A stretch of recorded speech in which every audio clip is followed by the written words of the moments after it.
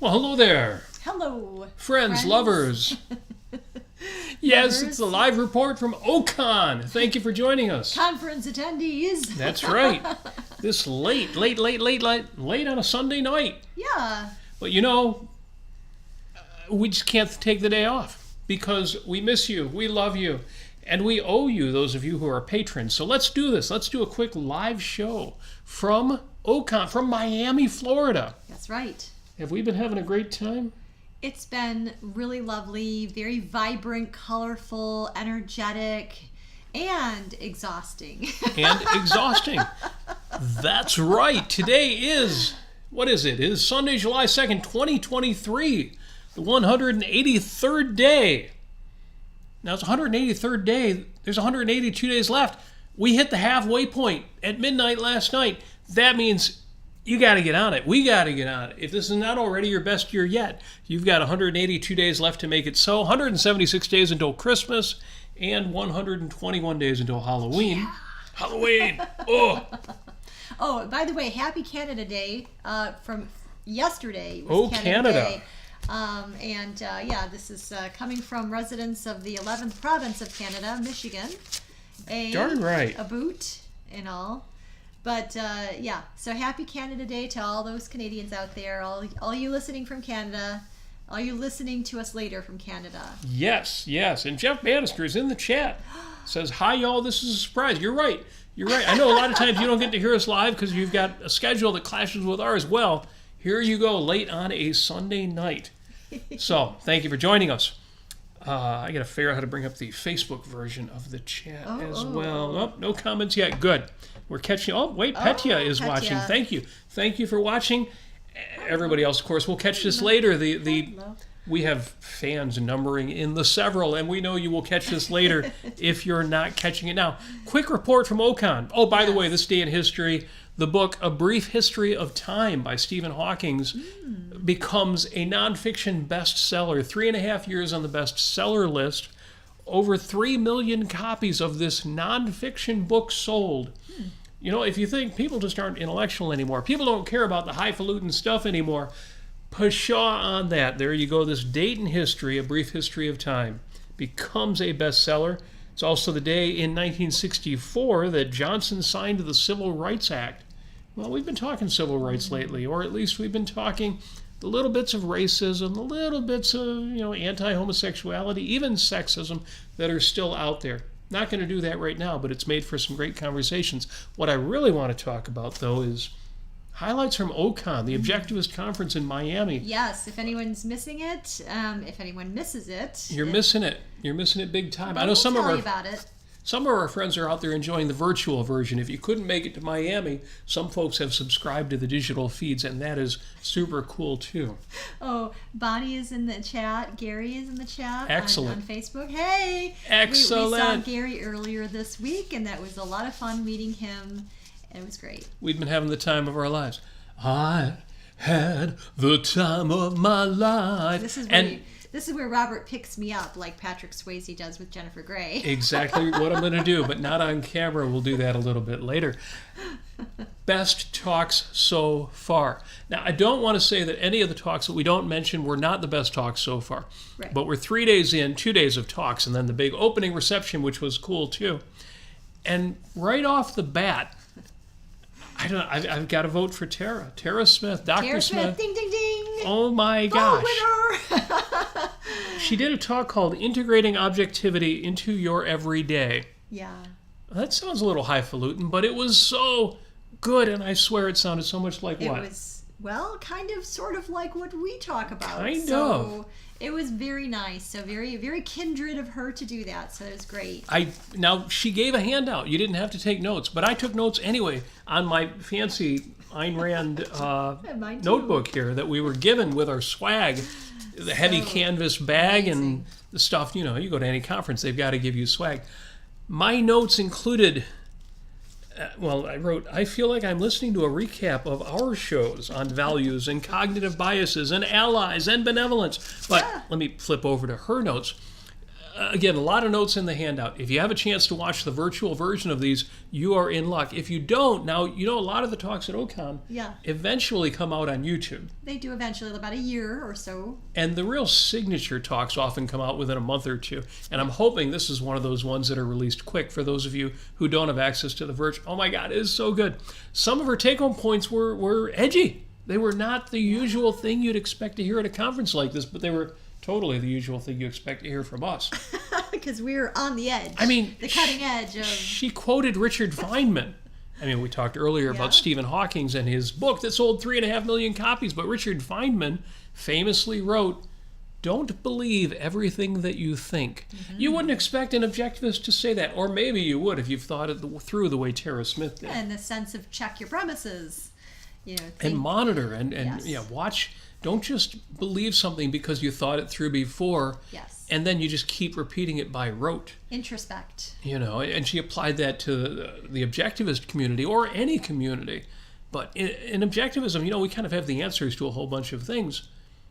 But when you encounter those things, you really need to think firsthand, is this really what I believe? In fact, one of the best things she said, one short question you need to ask yourself on a regular basis. And that question is, really? Really? I love that. Oh my gosh, that was so good. Every now and then, you've got to ask yourself, wait, is this really what I believe? Am I really thinking firsthand about this? Mm-hmm. Or is it just something I used to believe, or something I picked up secondhand, or something that people who I'm allies with believe, and therefore I'm on board with it?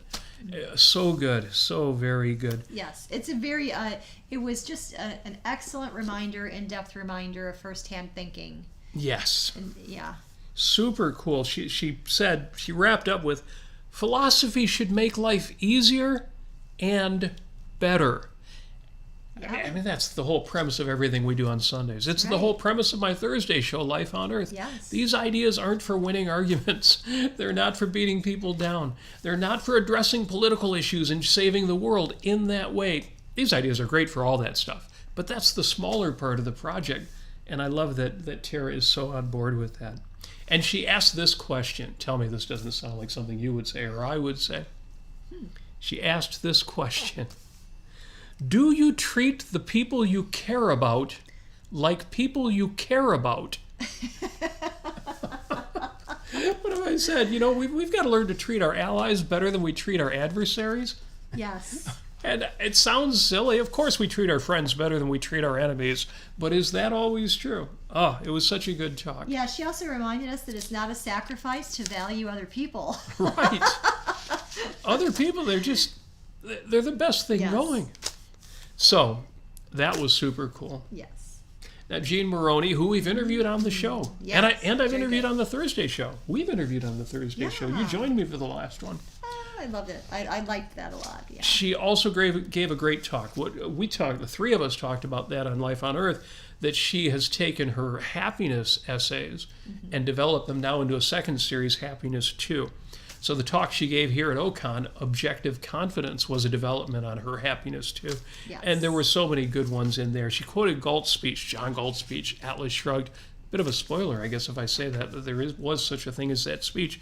Happiness is the state of consciousness which proceeds from the achievement of one's values. And it sounds like, oh, okay, you get the stuff you're shooting for, you're going to be happy. But no, she went much more into it. Happiness as a durable, positive state. This is something I'm going to re-listen to, look back at it, watch it again, take more notes, because I took some notes on this. Well, and I have an admission to make. I have not finished reading Harry Binswanger's book, How We Know.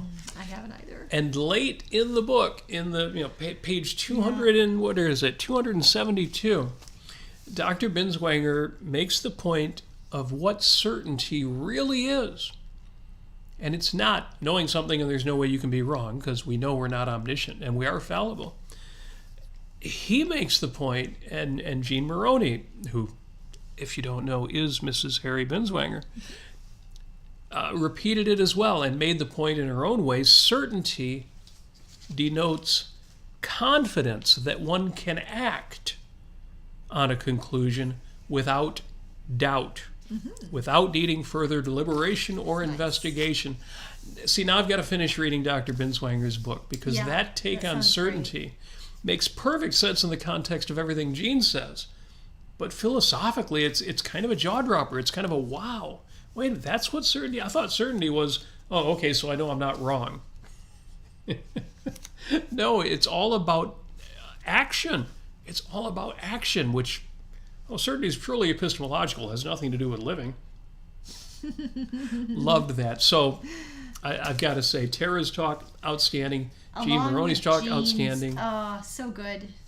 So nice. Yeah. I mean, so helpful, so rewarding, so satisfying, so intriguing, so challenging too, and motivating. So there you are. Yes. And I've got to give a shout out to Don Watkins for his talk on how to be an earthly idealist. I have to repeat that. What do you mean, earthly and idealist? and he pointed out that, again, a kind of failure mode of some of us interested in philosophy. My moral ideal is a straitjacket. Or, as we put it before in Ayn Rand's words, that our morality is a scarecrow waving a stick to chase away our pleasures. Yes. So he did a great job on that, and he encouraged people to seek that soulful, all-in quality. And I have more notes on that. I won't go into too much detail, because I don't intend to keep you that long tonight, but I know you made notes too. Do you have anything that you wanted to share with the audience? I'm looking right now, and I don't think I do, but... Yeah, I know your notes get kind of personal and things that you want to work on and think about later. Yeah. No, I think... I mean, I'm like, we need to interview this person, and then we need to interview this person, and then we need to interview this person.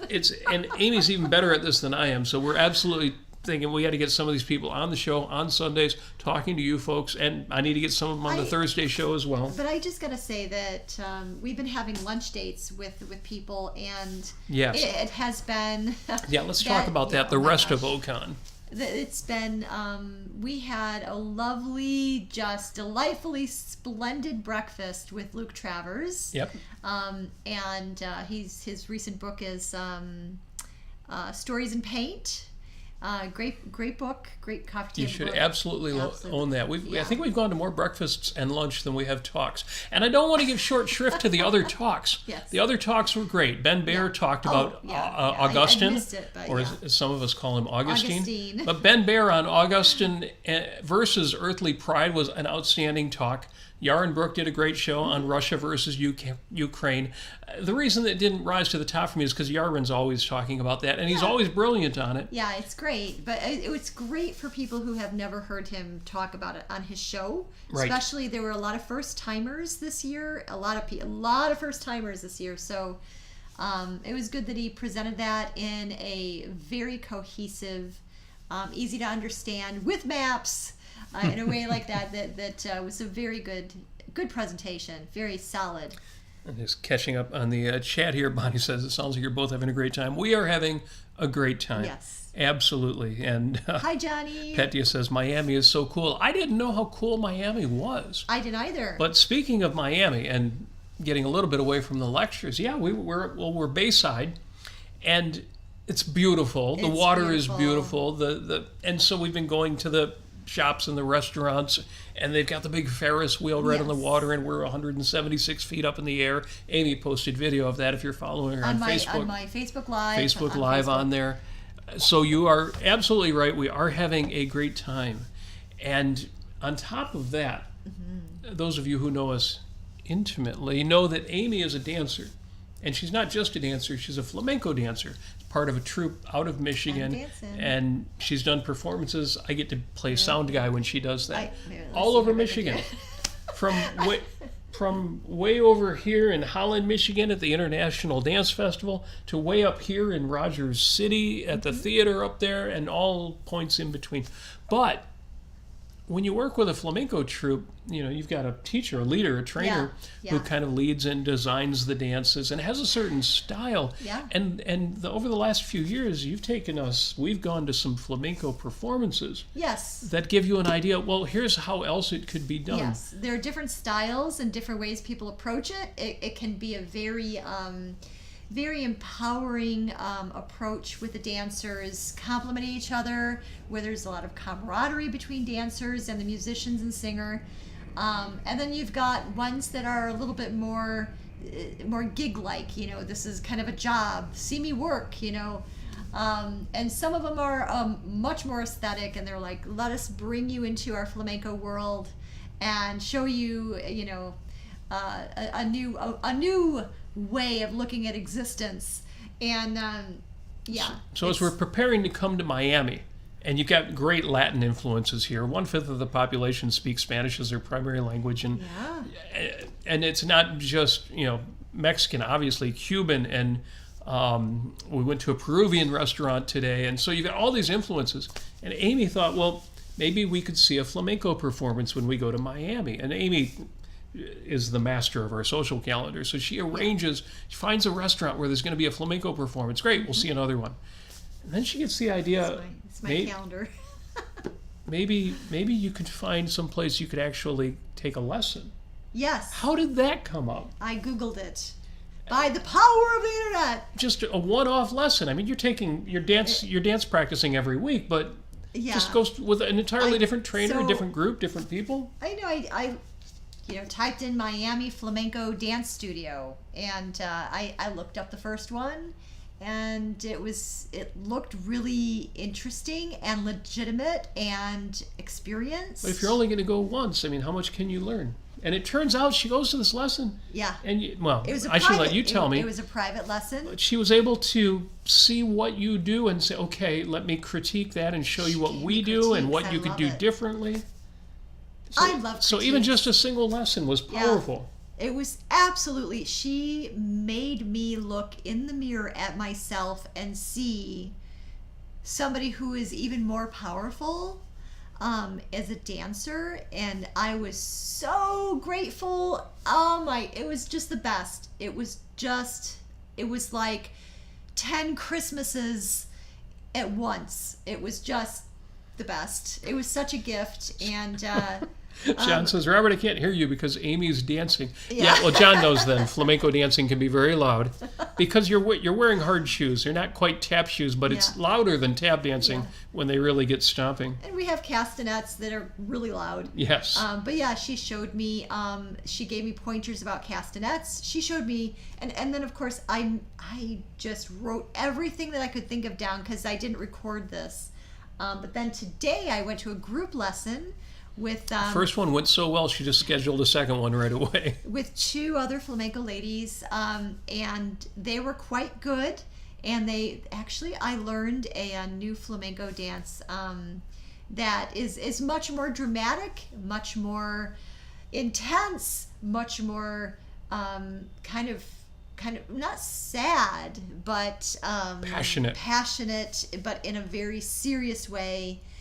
And it's a style that I've never really, I've always wanted to do, but today I actually had the opportunity to do it, and it was a 2-hour-long session, and I was given an olé. I picked up some fancy footwork real quick, and I did it. It was my turn to show off what I had, and I was given applause. So that was great. Yes. So it was very validating. It was very, very validating, and also kind of showed me where I'm at and where I need to go and when I need to practice, and it was great. And to top that off, as I say, she scheduled a flamenco dinner that we went to, so we went out to dinner and watched a group do flamenco dancing. Group of 4 people, 2 musicians, 2 dancers, and that was great. Yes. So we're having a great time in OCON. Those of you who've never been to an objectivist conference and you're thinking someday I need to go, you're right. Someday you do need to go. I can tell you the next one's going to be on the West Coast, but they haven't shared the city yet. It's always kind of a big thing where they hold that back until later in the conference. I'm having a joke in my own mind. I'm sure it's not the case, but I think, what if they scheduled it for Portland? What's so funny about Portland? It's just where, the Antifa riots broke out. And all the objectivists think that Portland is a hellhole. And it's not. it's a hellhole while the riots are going on. Then there were buildings burned down, and I'm sure they've recovered. Yeah. There are parts of Miami that are rough too. We were driving through Miami. Do you know they have chickens in Miami? It's the weirdest thing. Like, we have squirrels or rabbits or possums or in the neighborhoods. Or groundhogs. Oh, look, it's a groundhog. In Miami, they have chickens. Look, There's chickens chicken. and roosters. And I guess in Coral Gables, which is just a little bit west of Miami, there's peacocks strutting around. Peacocks. So I can live with that. Peacocks. Chicken. Well, now we were told that the peacocks are quite noisy. They make they're actually apparently a nuisance. very high-pitched sounds or something like that, and they're a nuisance. I can imagine the chickens being more of a nuisance. But what are the chickens on the side of the road? But what happens, I guess, in the evening, they fly up into kind of a lower tree. Yeah, and then they sleep in the tree branches. Sleep in the tree branches. The driver is explaining this. Oh yeah, chickens. That's been an issue for a while. Okay. Chickens. I would think some poultry farmer or butcher would take advantage of that, but he said, "Oh no, the city owns the chickens." And they own the peacocks. What do you mean the city owns the birds? Yes. I don't know. I think the objectivists are right. We need capitalism, not quite anarchy, but the government should not own the birds. Oh. So yes. Petya, who is on the West Coast, she says Portland, some areas are amazingly beautiful. I don't doubt that they are amazingly beautiful. Yes. It's down to where you go. I think OCON should come to Detroit. Yes. And there are parts of Detroit you shouldn't go to either. But where it's beautiful, it's beautiful. Right. Like Greenfield Village and the Henry Ford Museum of American Innovation. So, yes, absolutely. Johnny's in the chat. He says, I told myself I absolutely cannot miss the next OCON. The West Coast makes it a little bit easier. Yeah, they're going to announce it earlier. Usually they wait until the last day, but I've been told, in fact, Tal Zafani, who did give a good talk, which I didn't mention because it's more about future things. The Ayn Rand University is expanding. Very cool stuff coming up. They'll be publicizing that. But he also mentioned, because somebody asked him, usually when he gives the big talk, he tells them, where is the next OCON?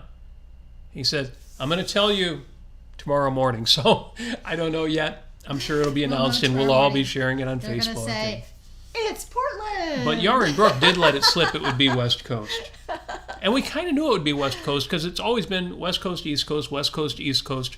And then they didn't do it right this time because they had decided on Miami ahead of time. They did Washington, D.C., Miami. So definitely out on the left coast. I mean the West Coast. Well, the left coast too, depending on where they end up holding that.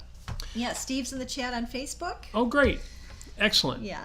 Oh, Delta stranded me in Detroit last night. Not my favorite city today. I can absolutely understand that. Oh, I don't know. It depends on how long you're there. And what you do in Detroit, yeah. But and how smoky the Canadian maple smoke is. That's one reason we're glad to be in Miami is that Detroit was still in a haze. It was hazardous levels. Hazardous levels of days air, before we left. Smoke, tree. It's insane. It wasn't crazy. It wasn't bad, but you just didn't want to go out. It was just a bad. It smelled bad. It smelled bad. It wasn't terrible, but it was just bad. And then the sun was obscured. But hey, we're not there. We'll be back soon, but not soon.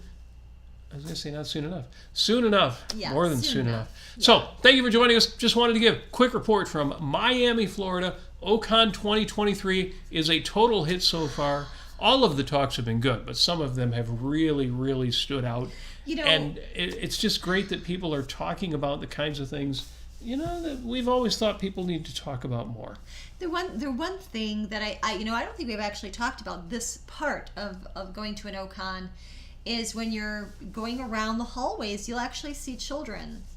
So there are families here with their young children, maybe not babies, maybe. Actually, we actually had a couple friends who went to OCON with their baby. Yeah. And it worked. They made it work. But there are children everywhere, and you can see, so I mean, if you are, I know that there are, groups out there about, positive parenting or Montessori method or, objectivist kind of thought on parenting.